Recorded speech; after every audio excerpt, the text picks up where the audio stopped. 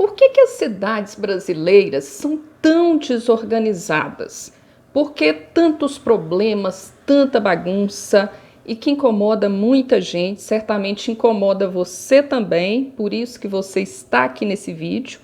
Então nós vamos falar um pouco sobre esse assunto, a razão dessa desorganização, as consequências e também, é claro, as soluções, porque o principal é a gente buscar soluções para resolver essa desordem das cidades que trazem tantos problemas para tantas pessoas. Então, para começar, eu estou me referindo em especial a muitas cidades brasileiras, mesmo porque quando nós comparamos muitas cidades brasileiras que são altamente desorganizadas, que têm uma série de problemas, quando nós comparamos essas cidades com algumas outras em outros países, sobretudo países mais desenvolvidos, mais ricos, nós percebemos grandes diferenças e fazemos essa pergunta: mas por que aqui no Brasil não pode ser assim? Por que as nossas cidades não podem ter uma estrutura melhor de forma a abrigar melhor o seu cidadão e evitar uma série de problemas graves que traz dor, sofrimento, morte para muitas pessoas? Então vamos lá. Primeira coisa, a gente tem que começar falando um pouco de história. Então a gente tem que entender um pouco da história, da dinâmica mundial, e nós temos que entender também que nós vivemos em um mundo globalizado. Então, as cidades, elas têm uma formação antiga na história da humanidade. E tudo que nós seres humanos fazemos, tanto da organização do espaço geográfico, quanto na nossa vida pessoal, nas nossas atitudes, tudo que nós fazemos, a gente tem como base manter a nossa sobrevivência. Se você analisar bem todos os setores da sua vida, todos os setores da sociedade, você vai observar que a base é essa. Nós queremos viver, nós lutamos pela vida todos os dias. Mas o que isso tem a ver com a organização do espaço? Antes das cidades existirem, os seres humanos eles eram nômades. Depois eles passam a ser sedentários quando começa a cultivar o solo, começa a fixar residência. Aí, a partir dessa história aí, que surgem as primeiras cidades, aí, há mais ou menos aí uns 5.000 anos atrás. Então, esse aglomerado de pessoas é para manter a sobrevivência do grupo. Mesmo porque a nossa espécie humana, ela é uma das mais frágeis da natureza. Se nós nos compararmos com outros seres, com outros animais, as nossas características físicas, elas não nos favorecem para a sobrevivência. Então, o que nos favorece muito para a sobrevivência é nossa inteligência, nosso raciocínio, nossa sapiência, por isso o Homo sapiens. Então, usando essa nossa inteligência, nós começamos, no decorrer da história da humanidade, a criar tecnologias, que são técnicas para fazer as coisas, para resolver problemas. Então, cultivar o solo e ser sedentário foi uma grande tecnologia que o ser humano criou. As cidades, para vivermos aglomerados e resolver nossos problemas juntos, também foi uma tecnologia que o ser humano criou para a nossa sobrevivência. Pois bem, isso não se deu de forma igualitária em todo o planeta. Da mesma forma que hoje as cidades, elas não são iguais e nem muito parecidas, elas têm muitas diferenças no mundo inteiro, porque nós continuamos lutando pela sobrevivência. Então, nesse sentido de lutar pela sobrevivência, a formação da cidade e o desenvolvimento delas no decorrer da história e hoje gira muito em torno da economia. De onde que nós estamos tirando nosso sustento? Então, aquilo ali vai ser um eixo central em que a cidade vai orbitar em torno daquilo ali. Então, hoje, na atualidade, século XXI, o que é o ponto central da economia no mundo inteiro? É a indústria. E a indústria, ela surge há pouco mais de 200 anos. Ela surge ao final do século XVIII. Então, quando a indústria surge lá na Inglaterra, lá na Europa, as cidades elas ainda eram muito menores. As pessoas elas viviam mais na área rural, porque para a sobrevivência as pessoas dependiam muito mais do campo do que da cidade. A cidade na época, né, até a indústria surgir, a cidade tinha a função principal de comercializar o excedente de produção da área rural. Mas aí o ser humano inventa o motor, cria indústria, primeiro as máquinas que fabricavam tecido e eram manuais, elas deixam de ser manuais e passam a ser movimentadas por motor. Aí, isso, no final das contas, né, a questão mais importante é justamente isso que eu estou falando, oportunidade de trabalho. Então, na Inglaterra, nessa época, no final do século XVIII, muitas pessoas começam a mudar do campo para a cidade. Então, a cidade ela começa a crescer muito rápido. Então, como que eram as cidades na Europa no final do século XVIII? Até de século XVIII, de 1701 até 1800, né? Como é que eram as cidades na Inglaterra, na Europa, por volta de 1800? Como as pessoas começaram a viver aglomeradas de uma forma que nunca tinha acontecido na humanidade, grandes problemas começaram a surgir. Problemas de saneamento, de proliferação de doenças, as pessoas viviam aglomeradas, viviam em cortiços. Então, esses problemas surgindo começaram a buscar soluções. Daí que se cria várias técnicas de saneamento básico que são usadas em várias partes do mundo, que são usadas no Brasil hoje. Mas onde é que está uma grande diferença entre essas cidades que foram crescendo lá na Europa no final do século XVIII e muitas cidades brasileiras de hoje, do início do século XXI? Alguns pontos importantes que fazem a gente entender essa grande desorganização das cidades brasileiras hoje. Se a Europa ela começa a se industrializar ao final do século XVIII, qual que era a função do Brasil para o mundo nessa época? Essa época a gente já vivia um processo de globalização. O que é o processo de globalização? É a relação entre as várias nações do globo, vários tipos de relações, relações comerciais, relações culturais, enfim, comunicação. Então, o mundo ele está se relacionando cada vez mais. E isso começa lá com as grandes navegações no final do século XV. Então, a história ela é muito importante para a gente entender essas características do espaço geográfico na atualidade. O Brasil, nessa época, no final do século XVIII, quando a Europa começa a se industrializar, o Brasil era uma colônia. Então, ele tinha a sua função na economia mundial de ofertar produtos. Então, se explorava muito aqui no Brasil o ferro, o ouro, que foi o que deu uma sustentação, uma grande sustentação para essa indústria que surgia lá na Inglaterra. Agora, outro aspecto extremamente importante, não só no Brasil, mas no mundo inteiro.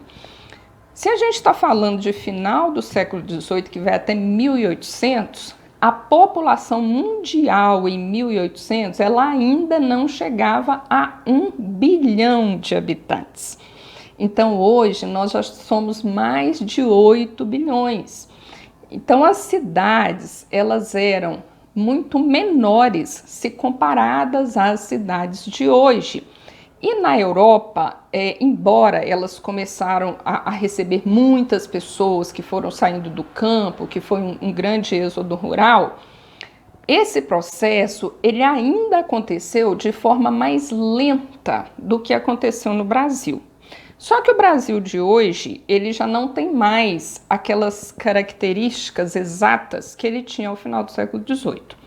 O Brasil não é mais uma colônia, o Brasil é um país independente, é uma democracia, mas principalmente é um país que no início do século XX, na virada do século XIX para o século XX, né, então estou falando aí de 1900, 1901, nessa virada aí do século, é quando o Brasil passa a ter grandes transformações e principalmente ele começa a se industrializar.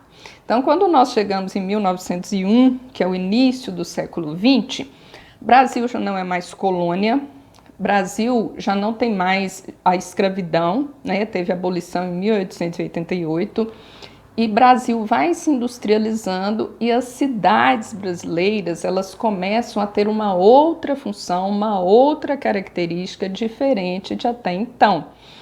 Primeiro vem as indústrias têxteis, da mesma forma que aconteceu na industrialização da Europa. Só que no caso do Brasil, nós já vamos chamar de industrialização tardia, o que traz também uma urbanização tardia.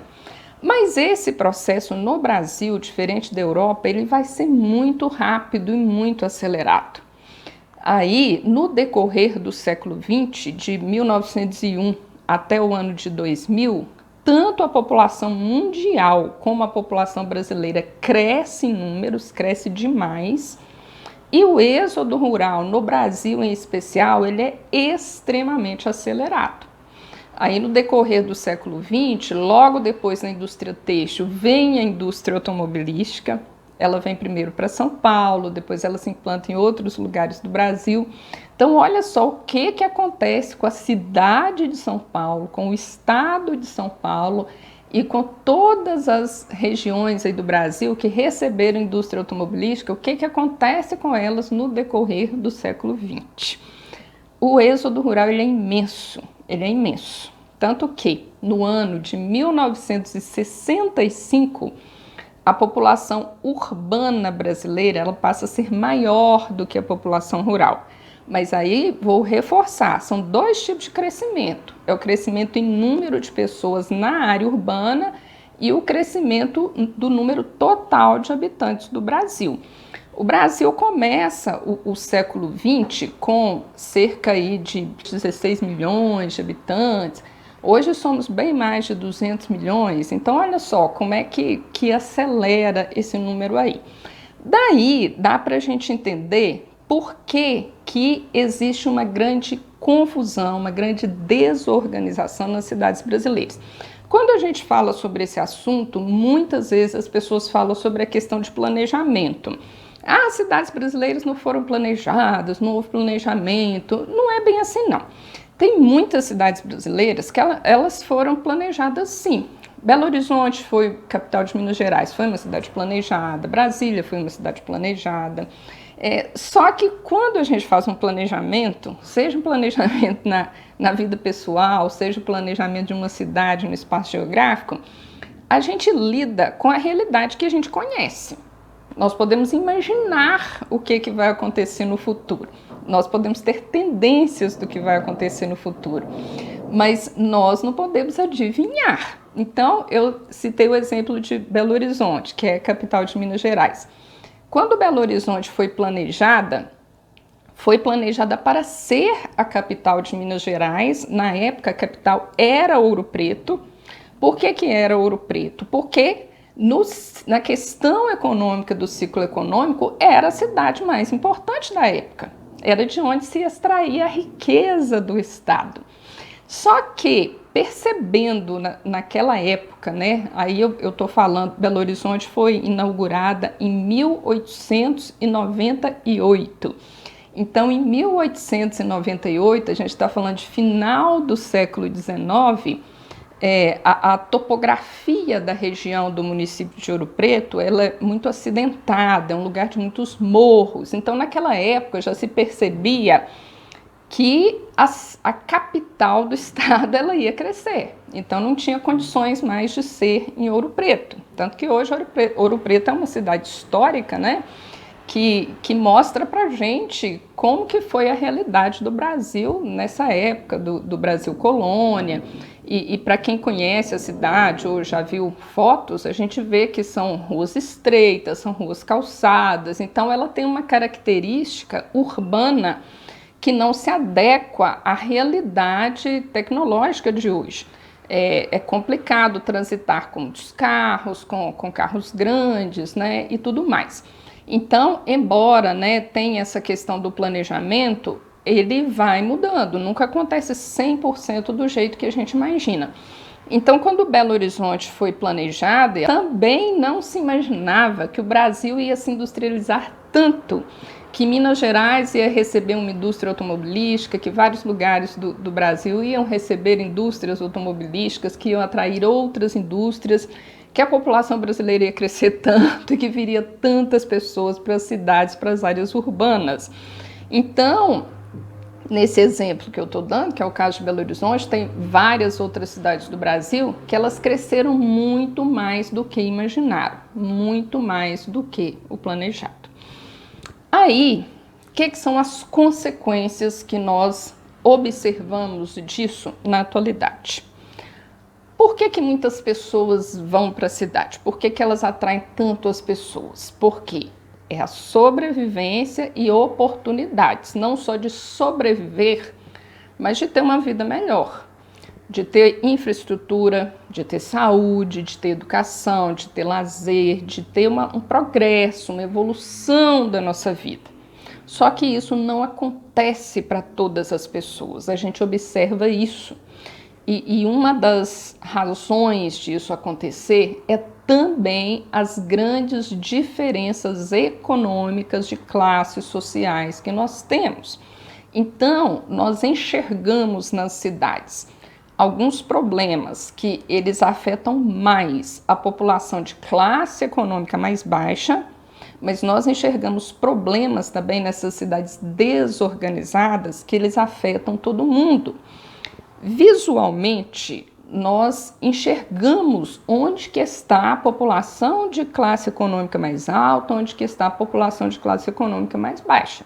Nós observamos em várias cidades brasileiras bairros luxuosos, bairros nobres, bairros de classe média, que a gente consegue ver uma grande infraestrutura urbana. A gente consegue ver o saneamento básico, energia elétrica, o sinal de internet, recolhimento de lixo, ruas limpas, escolas, saúde, hospitais. Mas a gente vê também uma periferia, que é aquela região que está fora do perímetro central, por isso que a gente chama de periferia, aquela região que está longe dessa infraestrutura que é oferecida. Então, geralmente, esses bairros periféricos, muitas vezes, eles não vão ter a rede de esgoto, eles não vão ter a coleta de lixo, eles não vão ter uma série de infraestrutura, que é o que se espera de uma cidade. E sem contar também as favelas, os aglomerados, as pessoas que vivem em morros, que vivem em condições bem complexas, que é diferente daquilo que a gente espera de uma cidade que tem toda a sua infraestrutura para nos abrigar. E temos aqueles problemas que eles acabam sendo coletivos, como, por exemplo, as enchentes, as inundações, a poluição do ar, a poluição sonora. Então, tem uma série de problemas que a questão ambiental, ela não vai olhar limites, né? A água, ela não olha fronteira. Aqui é um bairro rico, aqui é um bairro pobre. O ar poluído, né? Ele simplesmente passa por todas as partes. Então, nós temos problemas que são pontuais e problemas que são coletivos. Tem jeito de resolver? Tem solução para isso? Tem. Mas veja bem, quando o problema ele é grande demais, né, às vezes a gente até assim dá um impacto, nossa, não tem jeito, por onde que a gente começa? Quem vai resolver isso? É o governo? São os empresários? Na verdade, é todo mundo, né? Então, por que tem solução? Uma dica que eu dou para você, que é uma questão assim que me motiva e que eu gosto de pensar, ninguém para o tempo. Concorda? A gente vai congelar o tempo agora no presente, os dias não vão mais mudar, o tempo não vai fluir. Isso não é realidade. O tempo ele passa. O dia de amanhã chega, o mês de amanhã chega, passa um ano, passa 10, passam 100, passam 1000. Se a gente vai estar aqui no planeta ou não, eu não sei, isso já é outra história. Mas independente de nós estarmos aqui ou não, o tempo passa. Isso é fato. Então, se o tempo passa, o que a gente vai fazer enquanto o tempo está passando? A gente pode fazer alguma coisa, pelo menos, para a gente colaborar para melhorar essa infraestrutura das cidades brasileiras. E o que nós podemos fazer? O nosso papel, simples assim. Qual que é a sua atuação na sociedade? Aí você se pergunta aí. Ah, eu sou só uma dona de casa, eu sou um trabalhador, uma trabalhadora, eu trabalho com serviço de limpeza, eu sou médico, eu sou professor, eu sou advogado, eu sou engenheiro, eu sou político, eu sou vereador, eu sou faxineiro, eu sou pedreiro. Enfim, você vai pensar no papel que você tem e o que é possível dentro do seu papel fazer para contribuir, para amenizar, para melhorar os problemas da nossa cidade. Porque todos nós somos cidadãos, né? Então, a gente não só pode, como deve fazer algo para melhorar. E o tempo vai passar. Se a gente vai fazendo de forma consistente, todo dia um pouquinho, aí vai passar um ano, vão passar 10 anos, vão passar 100 anos, o nosso legado vai ficar. A nossa contribuição nós vamos deixar, né? Tem muitas pessoas que eu percebo que às vezes elas falam assim, eu não gosto dessa cidade aqui que eu moro, eu vou mudar para outra cidade, eu vou mudar para o interior. Mas o planeta Terra, ele é um planeta de problemas. É claro que nós temos problemas diferentes em lugares diferentes, mas a gente tem que ter essa consciência. Nós somos livres, né? Nós temos o direito de ir e vir, no caso do Brasil, assegurado pela nossa Constituição, então a gente pode morar, né? Se a gente tiver condições financeiras e de se organizar, a gente pode morar onde a gente quiser.